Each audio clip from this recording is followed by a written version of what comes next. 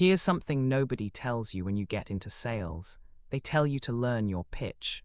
They tell you to know your product. They tell you to handle objections. They tell you to close, and all of that matters. But none of it is the reason most salespeople fail. Most salespeople don't fail because they can't close. They fail because they can't absorb. They can't absorb the silence after they send a proposal. They can't absorb the client who ghosts them after 3 great meetings.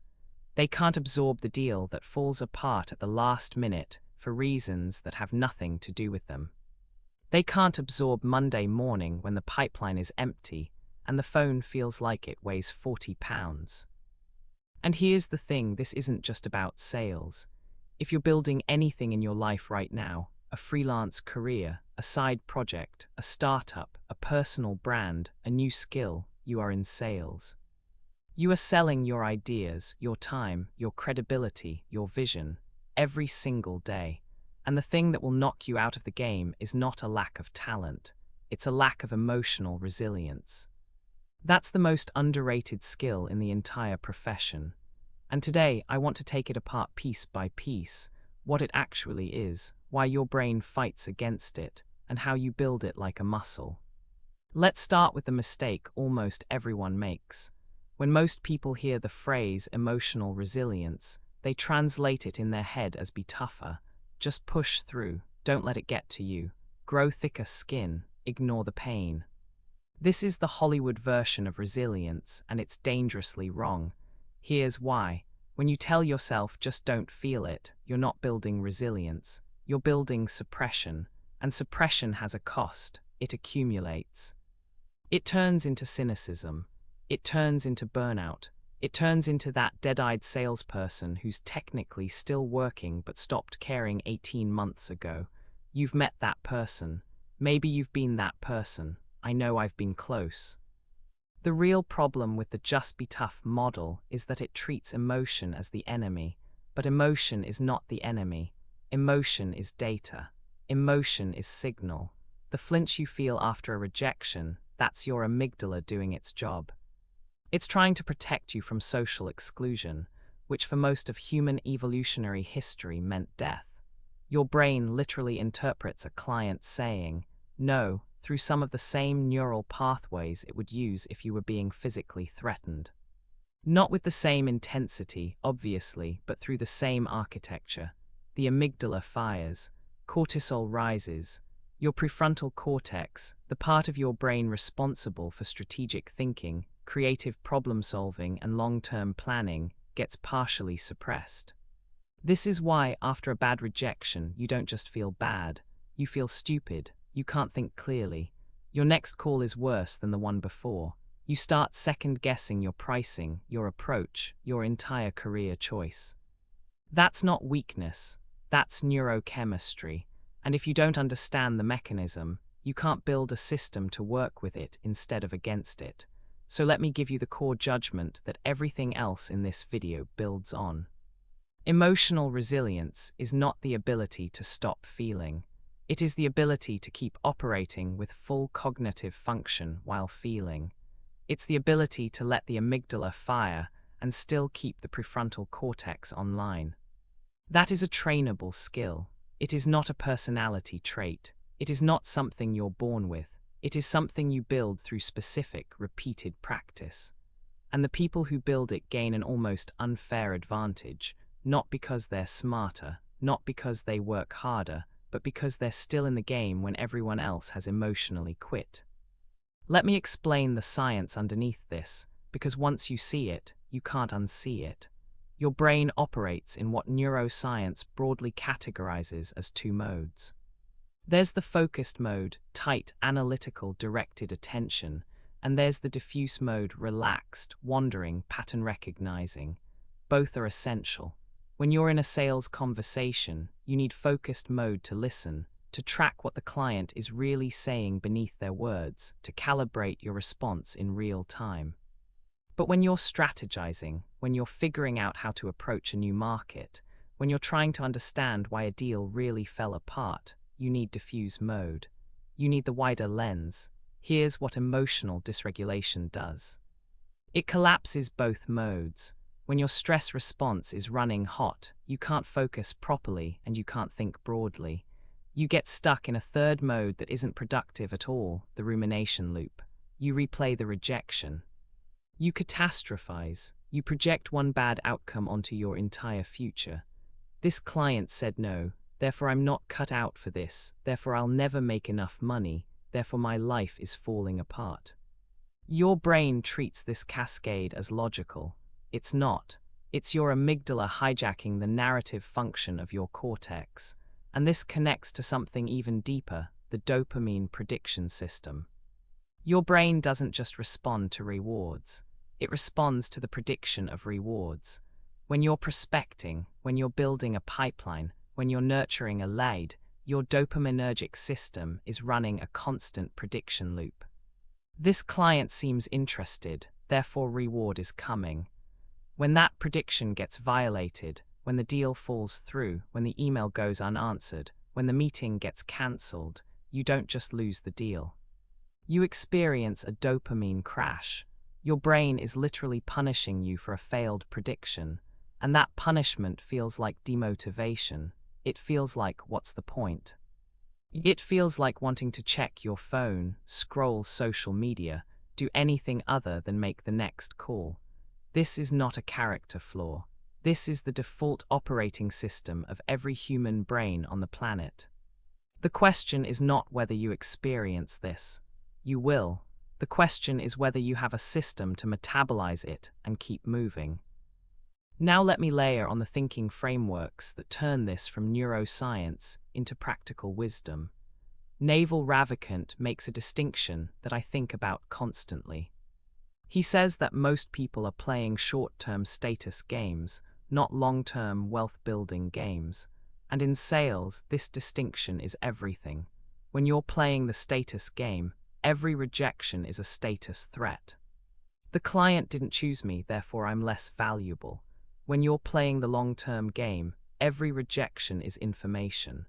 The client didn't choose me. What does that tell me about their needs, their timeline, their decision-making structure, my positioning? Same event, completely different internal experience. And the difference is not positive thinking.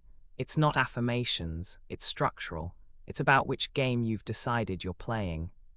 If you're playing the long-term game, building specific knowledge, building leverage, building assets that compound, then any single transaction becomes less existentially important. You still want the deal. You still work for the deal. But your identity is not on the line with every single outcome. And that is what frees the prefrontal cortex to stay online. Charlie Munger adds another layer to this. He talks relentlessly about psychological misjudgments, the systematic ways human beings fool themselves. And one of the most relevant ones here is what he calls deprival superreaction tendency.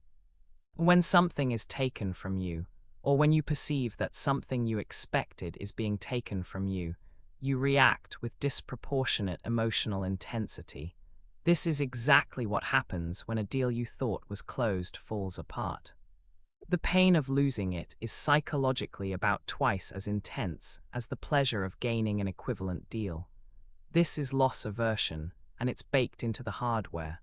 Munger's solution isn't to pretend you don't feel it. His solution is to know that you're going to feel it disproportionately and to build that knowledge into your decision-making process. When you know that a lost deal is going to feel twice as bad as it logically should, you can create a buffer. You can say, I'm experiencing deprival superreaction right now. My brain is amplifying this. The actual situation is smaller than what I'm feeling. That's not suppression. That's metacognition. That's using your awareness of the mechanism to recalibrate in real time. And here's where the creativity research from Csikszentmihalyi ties in beautifully. He spent decades studying people who operate at the highest levels of creative output: artists, scientists, entrepreneurs, innovators, and one of his central findings is this. Creativity is not a trait. It is a system output. It emerges when certain conditions are met: clear goals, immediate feedback, a balance between challenge and skill, and a sense of autonomy. When those conditions are present, people enter flow states. When those conditions are absent, people enter anxiety or boredom. Now apply this to sales. Most salespeople don't have a system. They have a quota and a phone. They don't set micro goals for each interaction. They don't build feedback loops after each call. They don't calibrate the challenge level of their prospecting to sit just at the edge of their current ability. So they oscillate between anxiety, when the pipeline is thin and the pressure is high, and boredom, when they're doing repetitive tasks that don't stretch them. Neither state produces flow. Neither state produces resilience. But when you design your sales practice like a deliberate practice system, when you set a specific objective for each client interaction, when you review what actually happened versus what you intended, when you identify the precise moment the conversation went sideways and figure out what you'll do differently next time, something shifts. You stop experiencing each outcome as a verdict on your worth and start experiencing it as data in a training cycle. The emotional charge doesn't disappear, but it gets redirected. It becomes fuel for refinement instead of fuel for self-destruction. This is what I mean when I say that flow is not something you find. It's something you construct. You don't wait for motivation. You don't wait for the right feeling. You create the conditions, task plus discipline, and the feeling follows the structure, not the other way around. And there's a piece of this that connects to what the Talmudic tradition calls the relationship between knowledge and action. There's a principle in that tradition that says knowledge, which does not lead to action, is not true knowledge. It's decoration. It's intellectual entertainment. And I'd extend that to say, knowledge which does not get expressed, which does not get put out into the world, tested against reality, sold, defended, refined through friction, has no creative power. You might understand everything about your product. You might understand everything about your market. But if you can't withstand the emotional volatility of actually putting that knowledge in front of other human beings and letting them judge it, your knowledge stays inert. It never compounds, it never creates wealth, it never creates impact. So the act of selling, the act of putting yourself and your ideas in front of other people, is not separate from growth. It is growth. Every rejection is a data point. Every difficult conversation is a rep. Every ghosted email is a chance to practice the skill of continuing without external validation. And that skill, the skill of continuing without external validation, is arguably the single most valuable capability in modern economic life. Let me make this concrete. Let me walk you through a scenario that happens every single day to millions of salespeople around the world and show you how emotional resilience, or the lack of it, changes everything. Imagine you've been working a deal for 6 weeks. Enterprise client, multiple stakeholders. You've had 4 meetings. You've done a custom demo.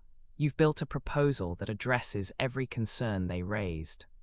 The champion inside the organization, the person who brought you in, tells you it's looking good. You're cautiously optimistic. You've already started mentally allocating the commission. Then on a Tuesday afternoon, you get a 1-paragraph email. We've decided to go in a different direction at this time. Thank you for your professionalism. No explanation, no specific feedback, no opening for follow-up, just done. Now, what happens in the brain of a salesperson without emotional resilience training? First, the amygdala fires, threat detected, social rejection registered, cortisol floods the system, the prefrontal cortex dims. Rational thinking becomes harder. The salesperson reads the email 3 more times, looking for clues, looking for something they missed. They start replaying every interaction. Was it the 3rd meeting? Did I push too hard on pricing?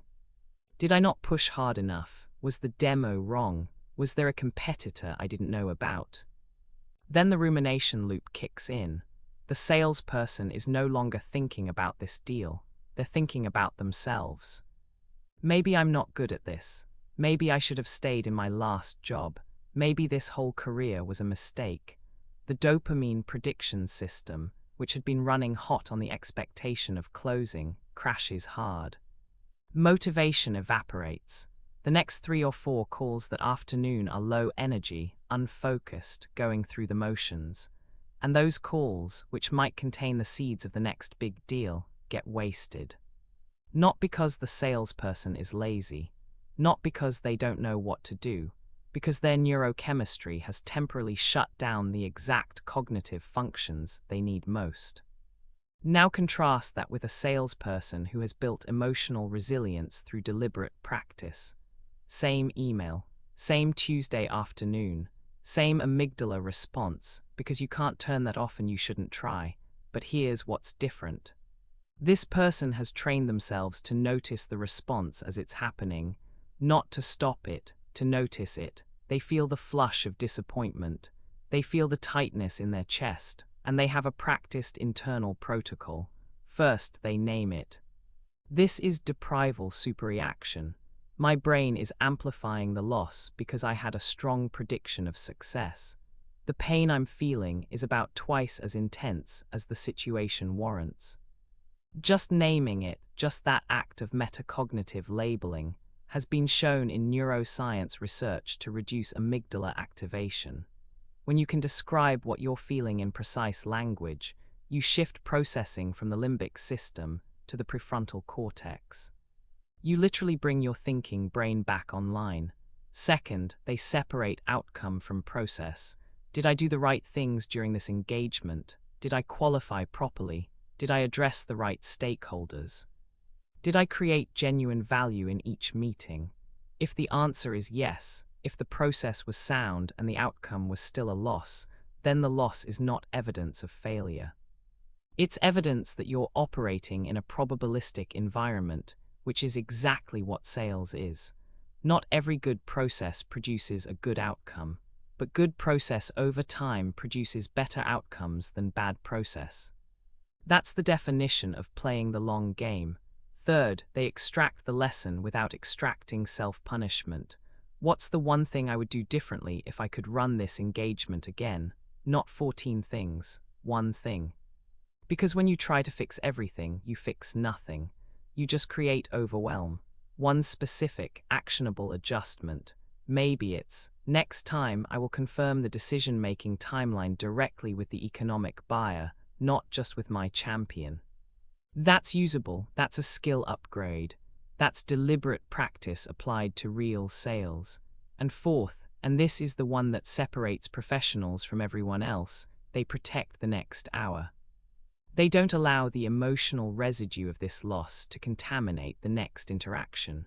Not because they're robots, but because they understand that the client they're about to call has nothing to do with the client they just lost.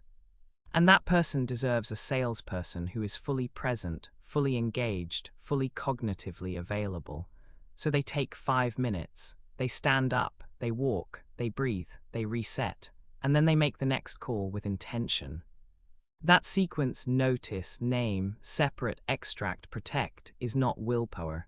It's skill. It's a trained response. And like any trained response, it gets faster and more automatic with repetition. The first time you do it, it takes 20 minutes and a lot of conscious effort. The 50th time, it takes 90 seconds. The 500th time, it happens almost invisibly. You still feel the hit. But it no longer takes you offline. Now, let me address something that I think is critical and that most discussions of resilience completely miss. Emotional resilience is not just about surviving rejection. It's about maintaining the quality of your creative thinking under emotional load. And this matters enormously because the best salespeople are not script readers. They're creative problem solvers. They listen to what a client is really struggling with, and they construct a unique bridge between that struggle and the value they can provide. That's creative work. It requires exactly the kind of fluid, flexible cognition that stress destroys. So when we talk about building resilience, we're not just talking about toughness. We're talking about protecting your most valuable cognitive asset, your ability to think clearly, creatively, and empathetically under pressure. The salesperson who can do that at 4:30 on a Friday afternoon, after a week of losses, is operating with what I'd call a durable competitive advantage. Not because they have a better product. Not because they have a better territory, because they have a better internal operating system. And this is where I want to connect it to something broader, because I said at the beginning that this isn't just about professional salespeople. This is about anyone who is building something, anyone who is putting themselves out into the world. If you're a developer who built something and is trying to get users, you are in sales. If you're a consultant trying to land your next engagement, you are in sales. If you're an employee trying to pitch a new initiative to your leadership, you are in sales. If you're a creator making content and trying to build an audience, you are in sales. And in every one of these situations, you will face the same emotional architecture: prediction, rejection, dopamine crash, amygdala hijack, rumination loop, diminished performance. The people who succeed long-term in any of these arenas are not the ones who are immune to this cycle. They're the ones who have learned to complete the cycle faster and extract value from it instead of damage. Naval says something that I think is one of the most important principles in modern economic life. Specific knowledge is knowledge that you can't be trained for. It's knowledge that comes from your unique combination of experience, obsession, and character. And I would argue that your specific pattern of emotional resilience, the particular way you've learned to metabolize rejection, maintain clarity under pressure, and keep creating despite uncertainty, is part of your specific knowledge. It's something that can't be easily copied, it can't be automated, and it compounds over time. Every rejection you process well makes you slightly better at processing the next one.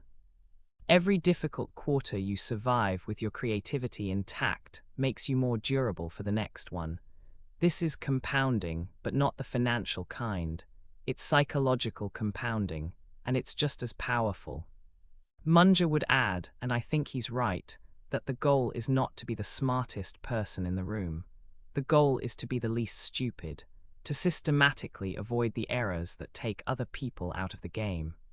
And in sales, in entrepreneurship, in any kind of value creation, the number one error that takes people out is not a strategic mistake.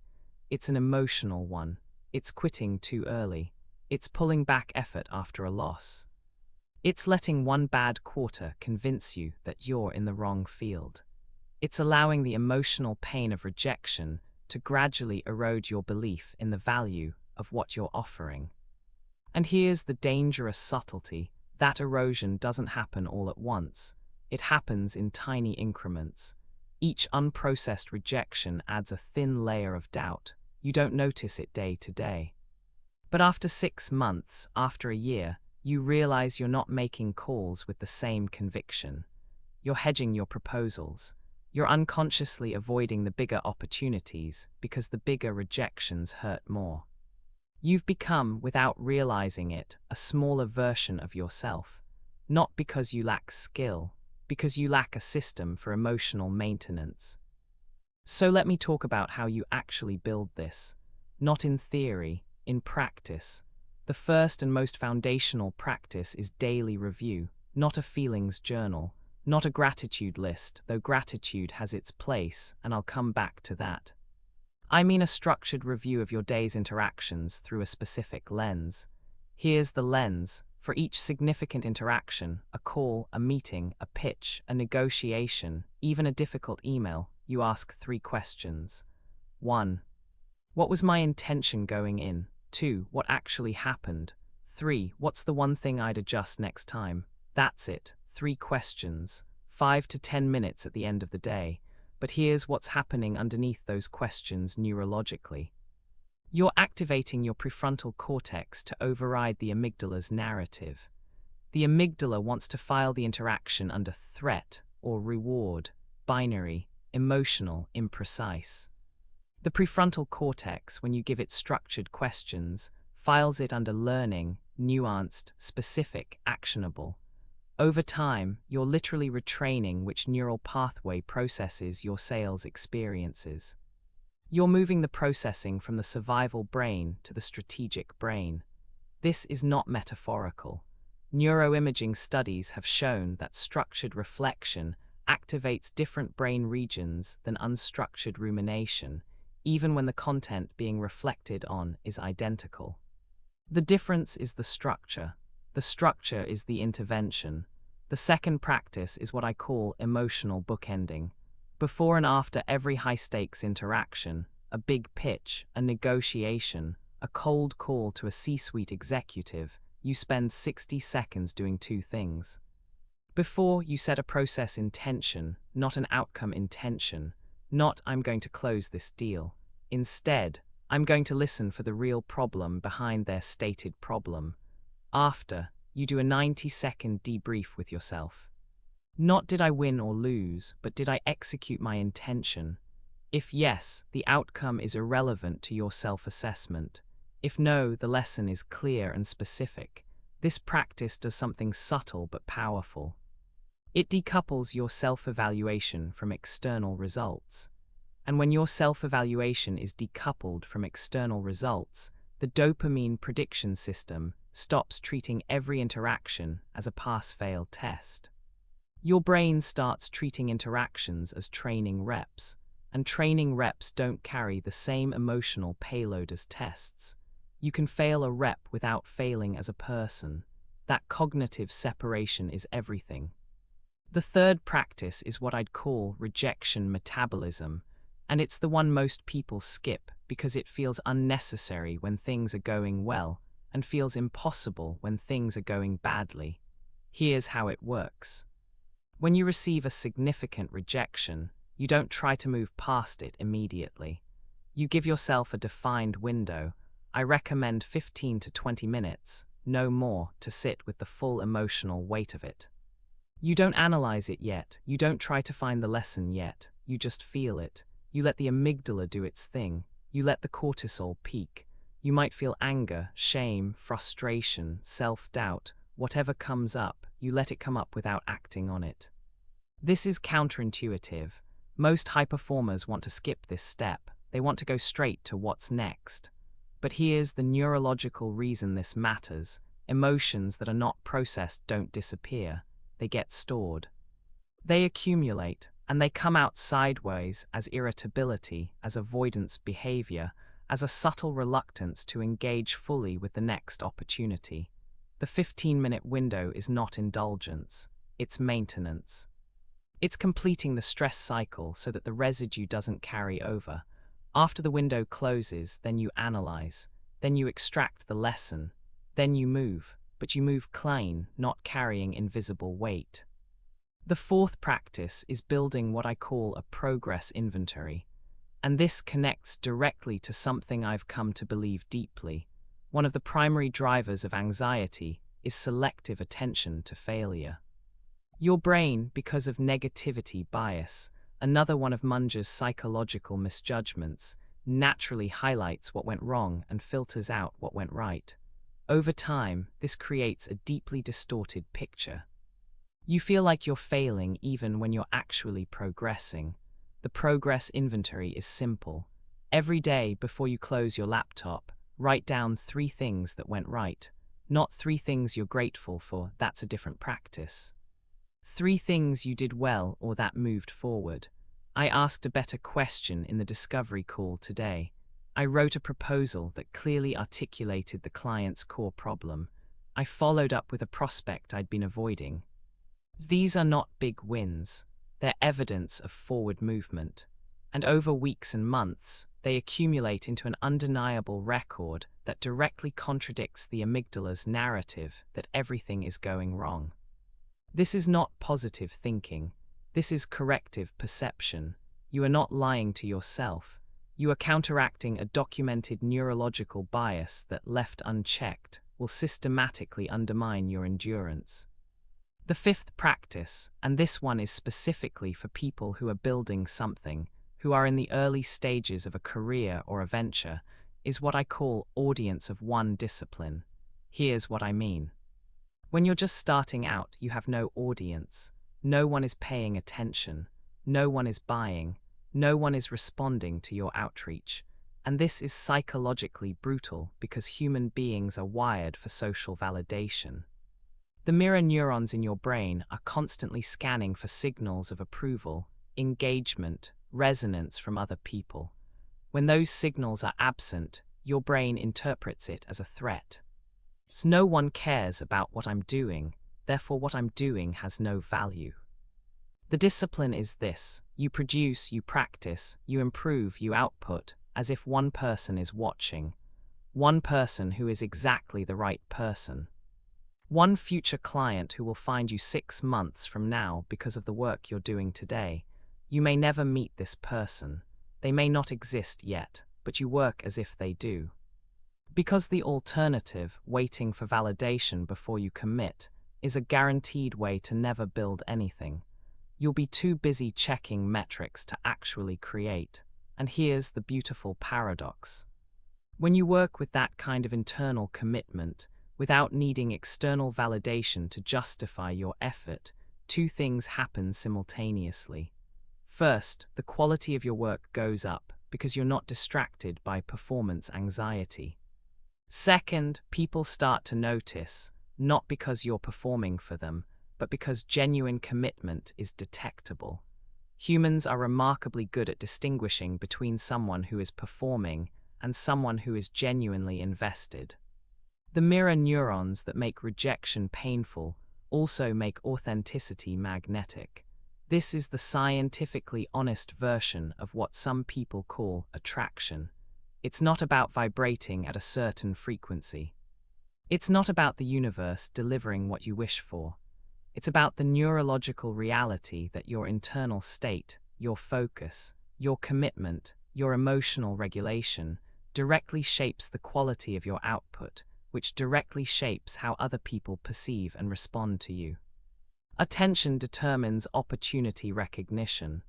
Emotional state determines action quality. There's nothing mystical about it, it's mechanism. Let me bring this back to the bigger picture for a moment. I started this by saying that emotional resilience is the most underrated skill in sales, but I actually think it's broader than that. I think emotional resilience is the most underrated skill in the entire modern economy, because the modern economy is, at its core, a reputation economy. It's a relationship economy. And reputation and relationships are built over time, through consistent, high-quality interactions, which are impossible to sustain without emotional resilience. Think about it. The people who win in any field are not the ones who had the best quarter. They're the ones who maintained a consistently high standard over years, decades. They absorbed the downturns without becoming cynical. They absorbed the successes without becoming complacent. They kept showing up with fresh eyes and genuine curiosity, even when the external circumstances were discouraging. That consistency is not a personality trait. It's a practiced capability, and it is available to anyone who is willing to treat it as a skill rather than a character attribute. There's a principle in the Talmudic tradition of commerce that I think captures this perfectly. The principle is that a good name, a reputation for integrity and reliability, is worth more than any single transaction. In modern terms, your brand as a person, whether you're a salesperson, an entrepreneur, a freelancer, or an employee, is the cumulative result of how you behave in difficult moments. Not the easy ones. Everyone is professional when the deal is going well. The question is, who are you when it's not? Are you the person who sends a bitter follow-up email after a rejection? Or the person who sends a genuinely gracious response and asks if there's an opportunity to reconnect in the future? Are you the person who badmouths the client who chose a competitor? Or the person who calls the competitor's customer success team in 6 months when the client's needs have changed? Are you the person who disappears after a loss? Or the person who shows up with more value the next time? These behaviors are not strategies. They're expressions of emotional resilience. They're what becomes possible when you have a functioning internal system for processing difficulty without it degrading your character. And here is perhaps the most important point I want to make today. The reason I care about this topic, the reason I built tools around it, the reason I study it, the reason I talk about it is not abstract. It's personal. I am in this process myself, every day. I'm a person who has built technical skills, who has built sales skills, who has studied human psychology and neuroscience and business strategy, and who is in the daily practice of selling ideas, selling tools, selling a perspective on how to grow. And I can tell you from direct, lived experience, the skill that determines whether any given day is productive or wasted is not my technical knowledge. It's not my communication ability. It's my capacity to absorb whatever the day throws at me and still create something of value by the end of it. That capacity is not something I was born with. It's something I build every single day. Some days I build it well. Some days I don't, but the building never stops. And the compound returns on that building are, I believe, the most valuable returns available in a human life. Not just financially, though the financial returns are real. But in terms of the life you get to live, a person with emotional resilience doesn't just earn more over a career. They enjoy the career more. They maintain better relationships. They make better decisions. They sleep better. They age better. Because they're not carrying the accumulated weight of every rejection they never processed and every failure they never metabolized. So here's what I want you to do this week, not in general, specifically. Today, after your last work interaction, sit down for 5 minutes and answer the 3 review questions I gave you earlier. What was my intention? What actually happened? What's the one thing I'd adjust? Do it in writing, not in your head. Writing activates different neural circuits than thinking, and it forces precision. Tomorrow, before your most important interaction, set a process intention instead of an outcome intention. Write it on a sticky note if you have to. And after the interaction, evaluate yourself against the intention, not against the outcome. This week, start a progress inventory. A simple note, digital or paper, it doesn't matter, where you record 3 things that moved forward each day. Don't overthink it, don't try to make it profound, just capture forward motion. And at the end of the week, read back through it. Let your brain see what it normally filters out. And if you receive a significant rejection this week, and if you're actually putting yourself out there, you will give yourself the 15-minute window. Feel it. Don't analyze it yet, don't fix it yet, just feel it. Then close the window, extract the one lesson, protect the next hour. These are not motivational exercises. They are cognitive training protocols. They work on the same principle that physical training works on. Targeted stress followed by recovery produces adaptation. Your brain is not fundamentally different from your body in this regard.